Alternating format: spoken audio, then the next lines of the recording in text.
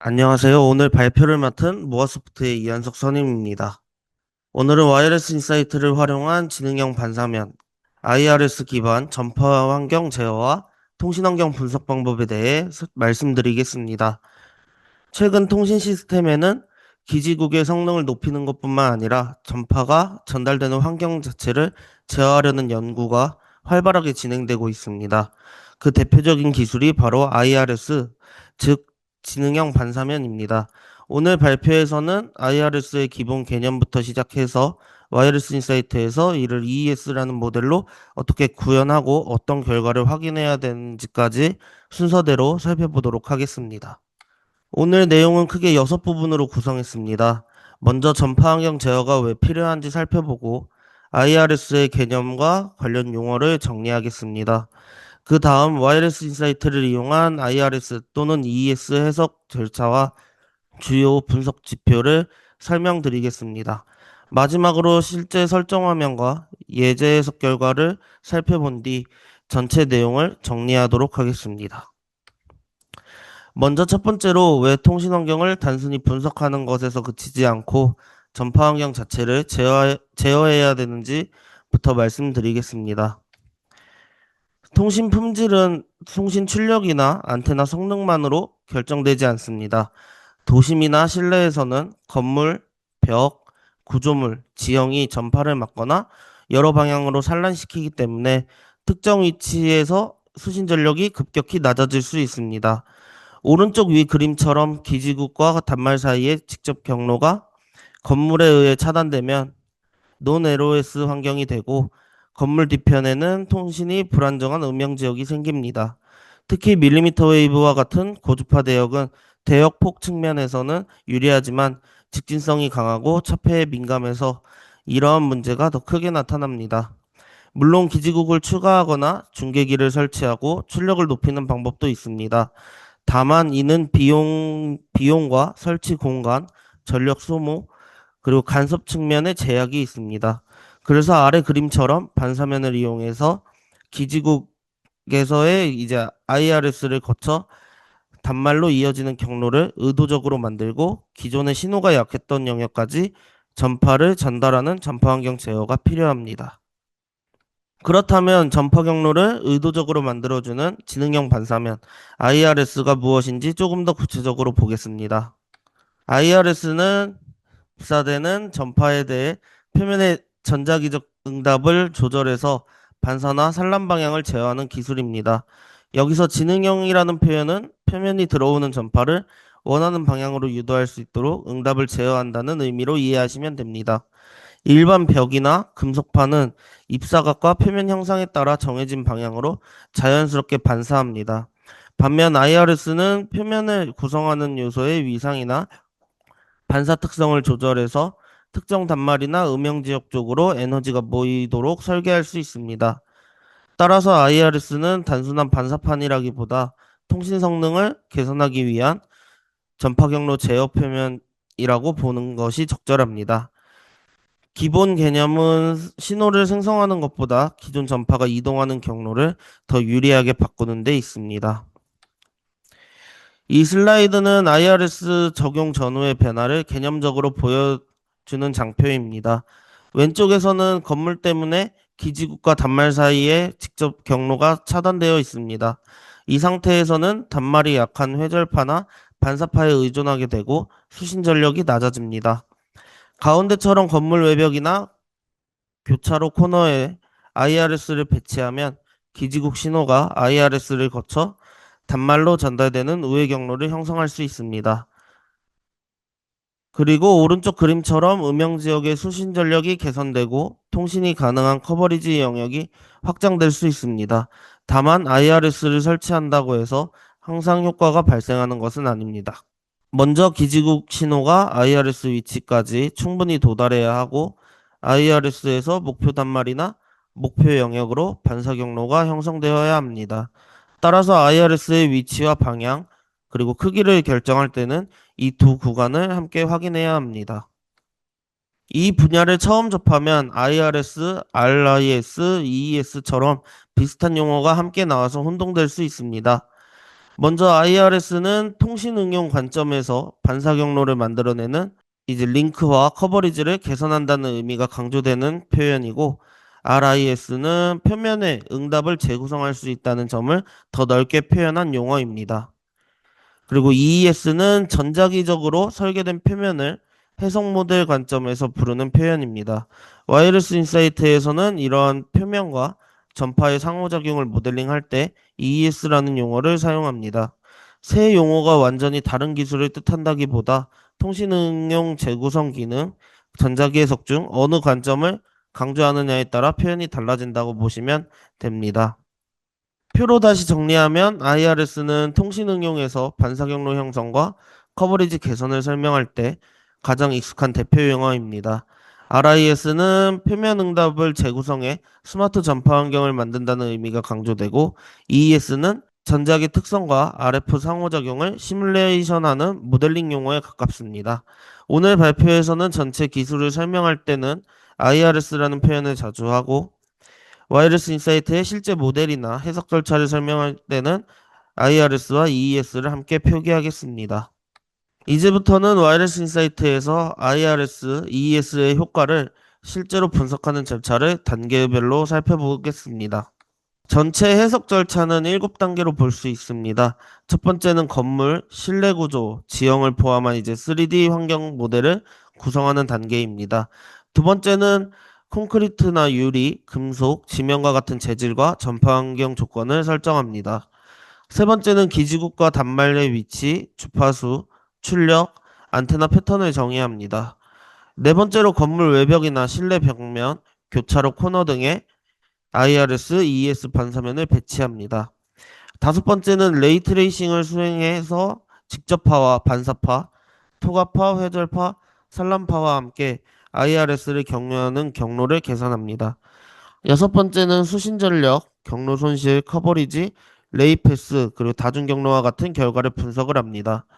마지막으로 IRS 미적용 조건과 적용 조건, 그리고 위치, 그리고 방향, 크기를 변경한 여러 케이스를 비교해서 최적의 배치 후보를 선정을 합니다.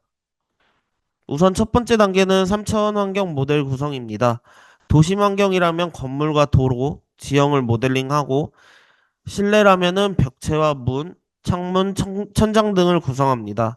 실제 CAD나 GIS 데이터를 활용을 해서 구성을 하면 되고, 여기서 모델의 정확도는 이후 결과의 출발점이 됩니다. 특히 음영 지역이 어디에서 발생하는지, 기지국과 IRS 사이에 어떤 장애물이 있는지를 판단하려면 실제 환경과 유사한 모델을 구성해야 합니다.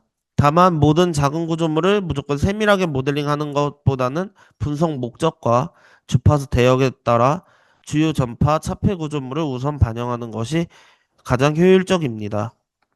두 번째는 재질과 전파 환경 조건입니다. 같은 크기의 벽이라도 콘크리트인지 유리인지 금속인지에 따라 반사와 투과 손실이 크게 달라집니다. 특히 고주파나 밀리미터파 대역에서는 재질에 따른 차이가 더 크게 나타날 수 있습니다. 따라서 건물 외벽과 유리창, 지면에 모두 동일한 재질을 적용하기보다는 주요 구조물에 적절한 재질을 할당해야 합니다. 재질 설정이 부정확하면 ES 효과뿐만 아니라 기존 반사파와 투과파의 세기도 함께 달라지기 때문에 적용 전후 비교 자체가 왜곡이 될 수도 있습니다. 세 번째는 송신기와 수신기 그리고 안테나 조건 설정입니다. 기지국의 위치와 높이, 송신 출력, 주파수를 설정하고 수신기는 특정 단말 위치나 그리드 리시버 형태로 구성할 수 있습니다. 또한 안테나의 이득과 빔 방향, 빔폭, 편파도 결과에 직접적인 영향을 줍니다. IRS가 효과적으로 동작하려면 기지국 안테나의 에너지가 IRS 방향으로 충분히 전달되어야 합니다. 네 번째는 IRS 또는 ES 반사면 배치입니다. 설치 후보는 건물 외벽이나 실내 벽면, 복도 끝부분, 교차로 코너 등이 될 수 있습니다. 배치할 때는 위치와 높이, 표면 방향, 크기를 설정합니다. 여기서 가장 먼저 확인해야 할 것은 기지국에서 EES까지 전파가 도달할 수 있느냐 하는 점입니다. 그 다음 ES에서 목표 단말이나 음영 지역 방향으로 유효한 경로가 만들어지는지를 확인합니다. 결국 반사면의 위치와 방향이 IRS의 성능을 결정하는 가장 중요한 변수 중 하나라고 볼 수 있습니다. 환경과 장비, 그리고 반사면 조건이 준비되면 레이트레이싱 해석을 수행합니다. 와이어리스 인사이트는 직접파뿐만 아니라 건물과 지면에서 발생하는 반사파, 투과파, 회절파, 산란파를 계산을 하고 여기에 기지국에서 IRS, ES를 거쳐 단말로 전달되는 경로를 함께 분석합니다. 화면의 레이패스를 통해 어느 구조물과 반사면을 거쳤는지도 시각적으로 확인하고 각 경로의 도달 전력과 지연도도 함께 확인할 수 있습니다. 해석이 끝나면 결과를 여러 관점에서 확인을 합니다. 먼저 수신전력 분포와 경로 손실을 보고 기준 수신전력 이상을 만족하는 커버리지 면적이 어떻게 바뀌었는지 비교합니다. 그 다음 레이패스를 확인해서 수신전력 개선이 실제 IRS 경로에서 발생했는지를 검증합니다. 또한 다중경로 구성과 도달 시간 차이를 살펴 채널 특성이 어떻게 변했는지도 확인합니다. 결과를 볼 때는 세 가지 질문이 중요합니다. 어디가 개선되었는지, 얼마나 개선되었는지, 그리고 그 개선 원인이 정말 IRS인지. 슬라이드 수치와 그래프는 설명용 예시이며 실제 해석에서는 동일한 색상 범위와 동일한 평가 영역을 사용해 적용 전후를 비교해야 합니다. 마지막 단계는 케이스 비교와 최적화입니다. 기준 케이스로 IRS를 적용하지 않은 환경을 두고 IRS를 적용한 케이스 위치를 변경한 케이스, 방향이나 크기를 변경한 케이스를 구성합니다. 각 케이스에서 평균 수신 전력, 목표 영역의 커버리지, SNR, SINR과 같은 지표를 같은 수준으로 비교합니다. 화면의 숫자는 최적화 개념을 설명하기 위한 예시로 보시면 됩니다. 이제 IRS가 실제로 효과가 있었는지를 판단하기 위해 어떤 분석 지표를 봐야 하는지 정리하겠습니다. IRS 적용 효과를 어떤 지표로 평가해야 하는지 살펴보겠습니다.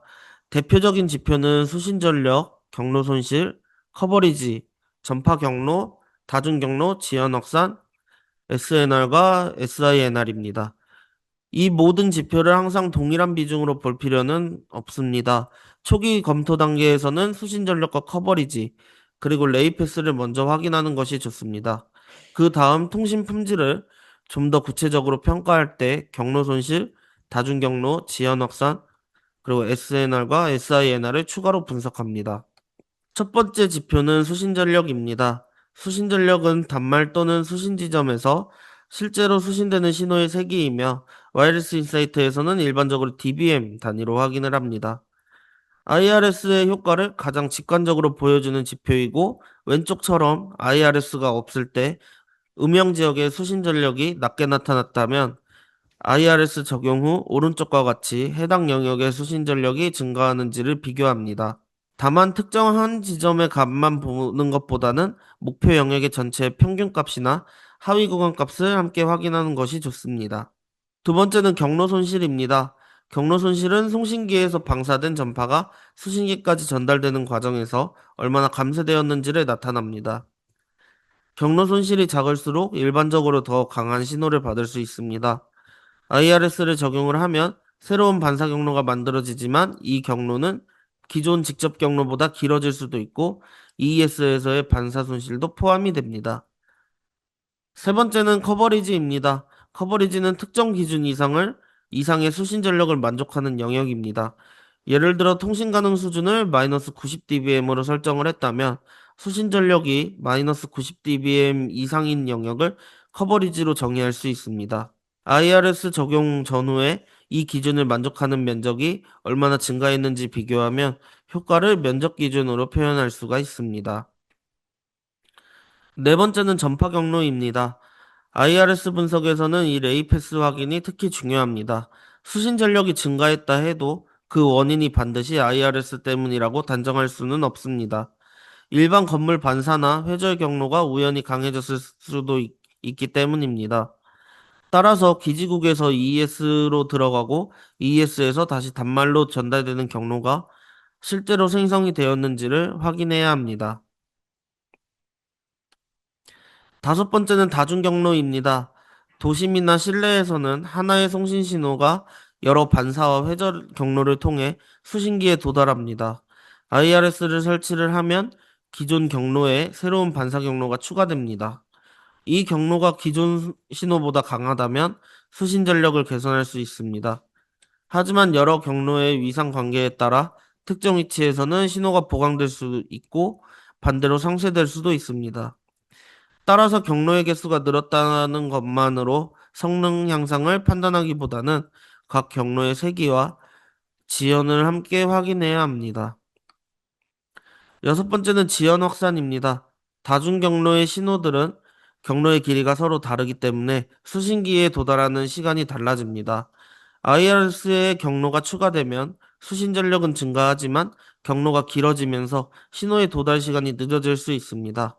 지연 확산이 지식에 증가하면 심볼간 간섭이나 채널 품질 저하가 발생할 수 있습니다. 따라서 IRS 적용 전후에 수신 전력뿐 아니라 시간 지연 특성이 어떻게 달라지는지도 함께 평가해야 합니다. 마지막은 SNR과 SINR입니다. SNR은 원하는 신호와 잡음의 비율이고 SINR은 원하는 신호와 간섭 및 잡음을 함께 비교한 값입니다. 수신 전력이 높아졌더라도 간섭 신호가 동시에 증가하면 실제 통신 품질은 기대만큼 좋아지지 않을 수 있습니다.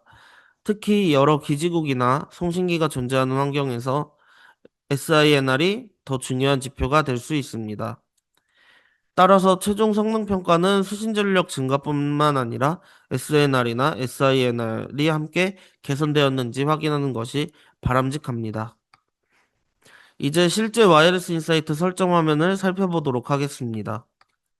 와이어리스 인사이트에서 ES 객체를 생성을 하면 오른쪽과 같은 Create ES 플레이트 설정 창이 나옵니다. 이 설정 창에서 ES의 반사와 투과의 특성, 그리고 크기, 기준 입사 방향, 수직 및 수평 편향 범위, 그리고 주파수와 모드 조건을 설정할 수 있습니다. 각 항목을 순서대로 간단히 설명드리도록 하겠습니다. 먼저 매트리얼 프로퍼티스입니다. 디스크립션은 이제 ES의 객체를 구분하기 위한 이름입니다.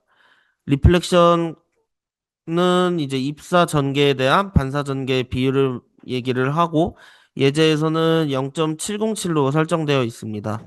이 값을 단순한 전개 진폭비로 해석하면 전력비는 제곱의 값에 해당하므로 약 0.5, 즉 50% 수준이 됩니다.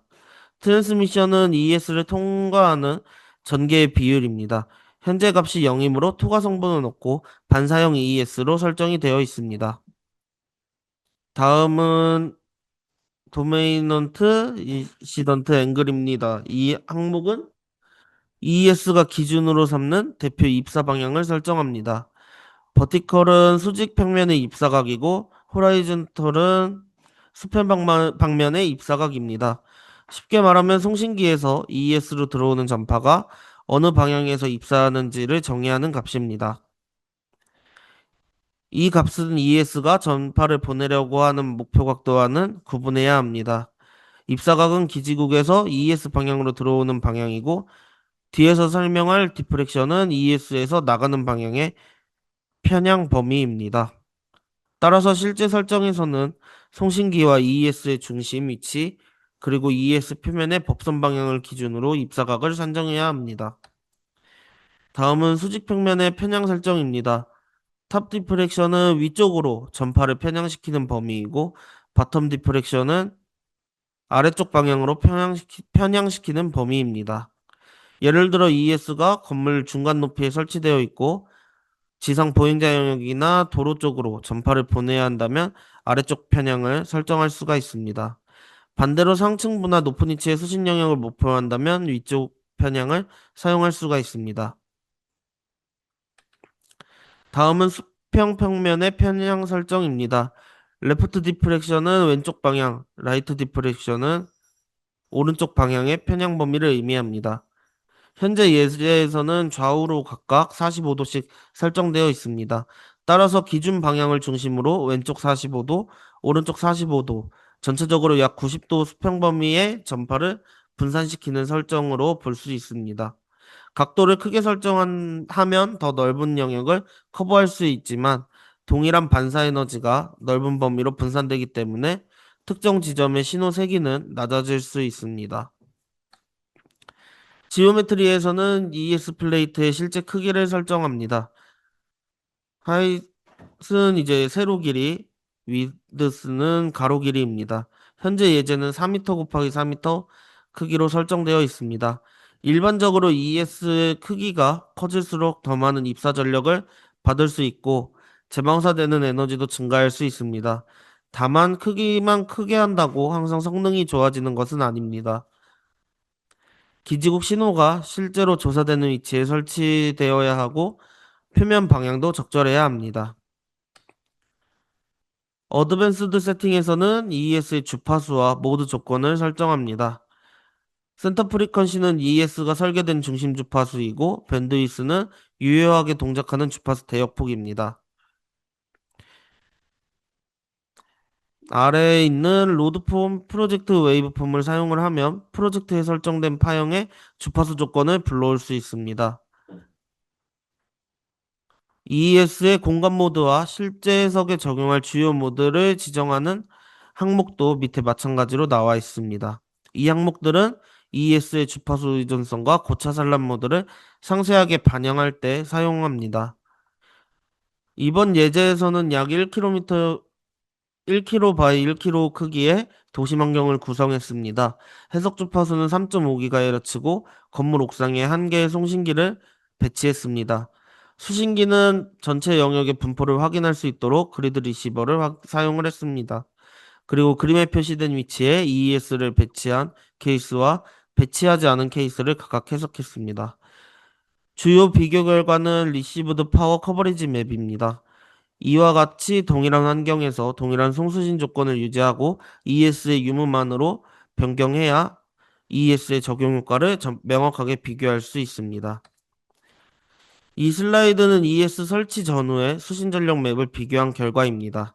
왼쪽은 ES를 설치하지 않은 조건이고 오른쪽은 ES를 설치한 조건입니다. 컬러 범위는 약 마이너스 90dB에서 마이너스 40dB까지입니다.